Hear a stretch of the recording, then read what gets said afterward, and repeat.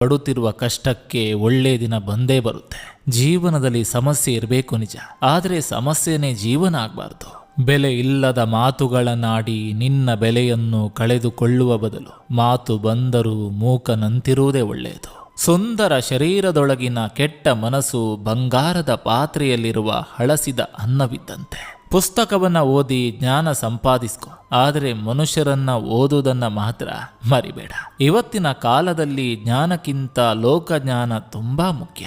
ಕೆಲವರಿಗೆ ಬೇರೆಯವರ ಕಾಲು ಎಳೆಯೋದೇ ಕೆಲಸ, ಅದನ್ನೇ ಸಾಧನೆ ಅಂದ್ಕೊಂಡು ಬದುಕ್ತಾರೆ. ಆದರೆ ಅವರಿಗೆ ಗೊತ್ತೇ ಇರಲ್ಲ, ಬೇರೆಯವರಿಗೆ ಕೇಡು ಬಯಸಿ ಉದ್ಧಾರ ಆದವರು ಚರಿತ್ರೆಯಲ್ಲೇ ಇಲ್ಲ ಅಂತ. ಜೀವನ ಎಲ್ಲವನ್ನ ಕಲಿಸ್ತದೆ, ಕಲಿಯಬೇಕಷ್ಟೇ.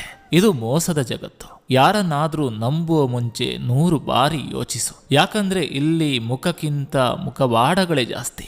ಬದಲಾಗುವ ಜನರ ಮಧ್ಯೆ ಬದಲಾಗಿ ಬದುಕು. ಬರೀ ಮಾತಿಗಷ್ಟೇ